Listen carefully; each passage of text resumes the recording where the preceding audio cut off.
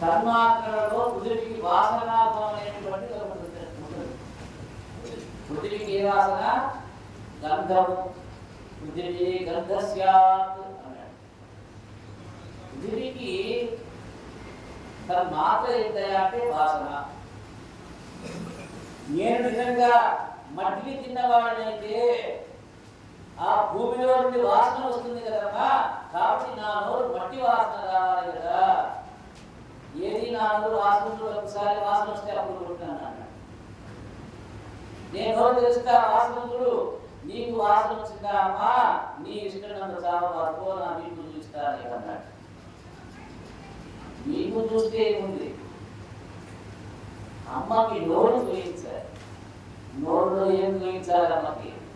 ఎవరు చూడలేనటువంటి, ఎవరు పొందలేనటువంటి దివ్యానుభూతి కలిగిన, అసలు ఇంకొకరికి అవకాశం లేనటువంటి, తానొక్కడే దాన్ని అనుభవించలేనటువంటి స్థితికి అందరికంటే భాగ్యవంతురాలైనటువంటి తన యొక్క తల్లి చూడాలి.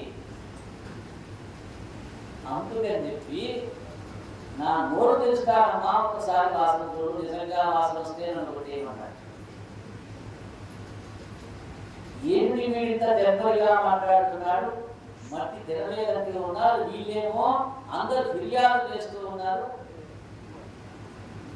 నిజమైన రోజు పరిశీలిస్తానని చెప్పి కృష్ణ పరమాత్ముడు చిన్నివాడే ఉన్నటువంటి కన్నయ్య రూపంలో ఉన్నటువంటి ఆ యొక్క కృష్ణ పరమాత్ముని నోరు చూడదలుచుకున్నారు. ఏమి యశోదాదేవి అదృష్టం ఎంత గొప్పదో, ఎంత తపస్సు చేసిన మహాపురుషుడు ఎక్కడో జారిపోయి మరణ ధర్మాలు ఎదుగుతూ ఉంటారు లోకాలు. అంతగా ఉన్న భగవంతుడిని చూడలేకపోయారు వాళ్ళు, ఎంత తపస్సు చేసినా. అంతగా భగవంతుడిని చూడడం అనేటువంటిది అంటే అది ఉత్తమమైనటువంటి జ్ఞానమే. ఏమి చదువుకోని స్త్రీకి అంతగా భగవద్ దర్శనం చేస్తూ ఉన్నాడు పరమాత్మ. ఏం చదివిందని చెప్పి యశోదమ్మ, ఏ జ్ఞానం ఉన్నదని యశోదమ్మ, ఏ వేదం చదివిందా, ఏదైనా తపస్సు చేసిందా, ఏదైనా యజ్ఞంలో మహత్తరమైనటువంటి యజ్ఞ యాగాది క్రతువులు ఆమె పాల్పంచుకుందా? లేదే. మరి ఏ భాగ్యం జరిగితే ఇప్పుడు ఈ రోజున ఆ కన్నయ్య తన నోటిని వాసన చూడాలనుకుంటున్నాడు. మనోళ్ళు వాసన చూస్తా అమ్మకి ఏ వాసన వస్తుంది? వాసన వస్తుంది. ఇప్పుడు ఇక్కడ అలాంటి అమ్మకి తనలో చూపించబోతూ ఉన్నాడు. ఈ లోకం ఎక్కడుంది? ఈ లోకం ఎక్కడున్నది? భగవంతునిలో ఉన్నది. అదే విశ్వం విష్ణువు అన్నాం. విశ్వం ఏమిటి? విష్ణువు. విశ్వం విష్ణు వషట్కారో భూతభవ్య భవ ప్రభువు. భవిష్యత్తుకి, భూతకాలానికి, వర్తమాన కాలానికి కూడా ఆ యొక్క స్వామి ఎవరైనా అంటే భాస్కర. అలాంటి భగవంతుడు ఎందుకు ఈ లోకం ఉన్నది. పరమాత్ముడు ఇప్పుడు తన యొక్క తత్వాన్ని ఆవిష్కరిస్తూ ఉన్నాడు. ఇది బ్రహ్మాండ దర్శనం అన్నారు. అమ్మ ఒక్కటే లభ్యమైంది, యశోదమ్మకే లభ్యమైనది యొక్క బ్రహ్మాండ దర్శనం. దీనినే భూతక్షణముల విశ్వరూప దర్శనం అంటారు పెద్దలు. కృష్ణుడు నోరు తెరిచాడట. సమస్త పర్వతాలతో, నదులతో, సముద్రాలతో, చెట్లతో, నరులతో, దోకలతో, నంద ప్రజలతో, నంద ప్రజల్లో ఉన్న పశువులతో, తన ఇంటితో, తనతో, నదులతో కలిసి అందరూ కూడా ఎక్కడ కనపడ్డారు? కన్నయ్య ఇన్ని నోటిలో కనపడ్డాయని ప్రతి ఇన్ని బ్రహ్మాండాలు పిల్లవాడి నోటిలో కనపడుతుంటే తెల్లబోయి చూస్తూ ఉన్నది అమ్మాయి చూడడం. తరుణములు, కవ్యములు, కావ్యములు, కరులు, కార్యములు అంటూ అనేక రకమైనటువంటి సంపదలని కన్నయ్య నోట దర్శనం చేసింది యశోదమ్మ. అంటారు కళలో వైష్ణవమాయో ఇతర సంకల్పార్థము సత్యము తెలపన్. కళలో వైష్ణవమాయో ఇతర సంకల్పార్థము సత్యము తెలపన్.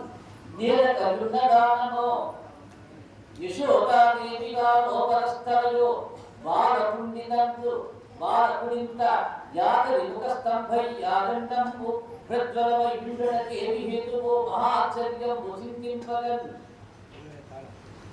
మనము దర్శింది అమ్మ యశోదమ్మ నోరు తెరిస్తే పిల్లవాడి నోట్లో ఉన్నవన్నీ చూసి యశోదమ్మ హతవిధి కదా వైష్ణవమాయ,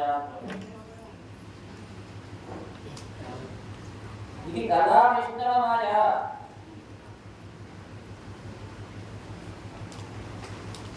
ఏదైనా సంకల్పమా లేకుంటే ఏదో మహానుభావుడి యొక్క సంకల్పమా? అసలు నేను యశోదనేనా? నా ఇంట్లోనే ఉన్నానా? వీడు నా కొడుకేనా? వీడి నోట్లో ఎంత సంబంధం ఇవన్నీ ఇక్కడ కనిపిస్తూ ఉన్నాయండి. ఒక్కసారి ఆశ్చర్యపోయింది. బ్రహ్మాండంలో ఏమిటి చిన్ని నోట్లో కనిపించడం ఏమిటి? ఆలోచించి చూస్తే ఆశ్చర్యంగా ఉంది. పిల్లవాడు ఏమిటి నోట్లో బ్రహ్మాండాలు ఏమిటి అని చెప్పి ఆశ్చర్యపోయింది. యశోద కృష్ణుని కేవలం తన కొడుకుగా భావన తెచ్చుకుని వచ్చాడు.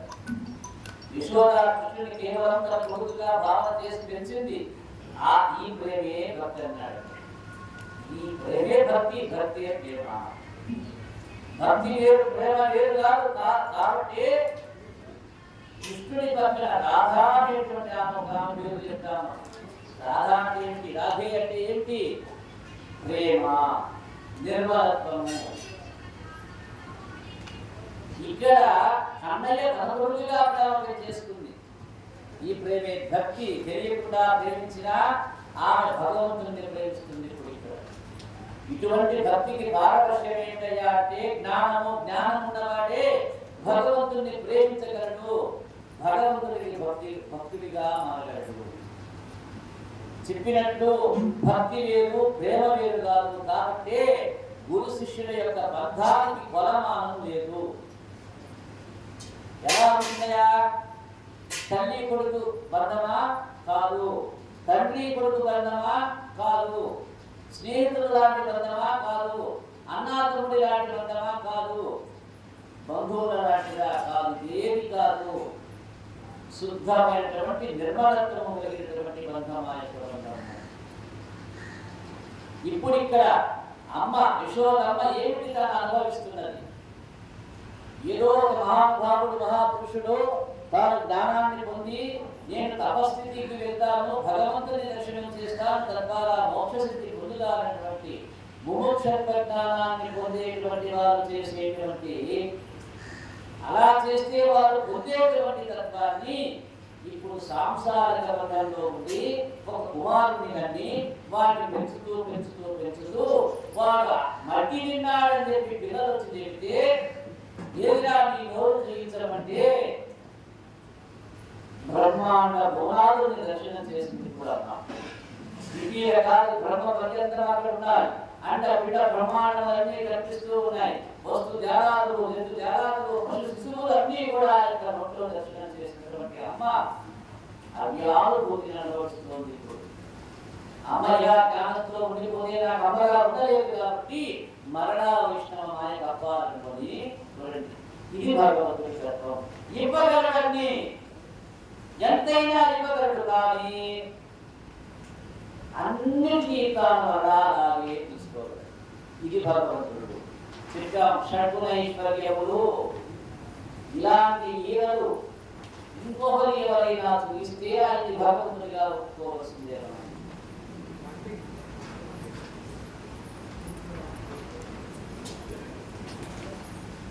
మళ్ళా అతని యొక్క ఆమె యొక్క జ్ఞానాన్ని ఉపసంహారం చేసేసాడు భగవంతుడి. అంతే, ఆమె మళ్ళా వైష్ణవమాయలోకి వెళ్ళిపోయింది. ఇదే పరమాత్మ యొక్క అనుగ్రహం. దైవమారమణ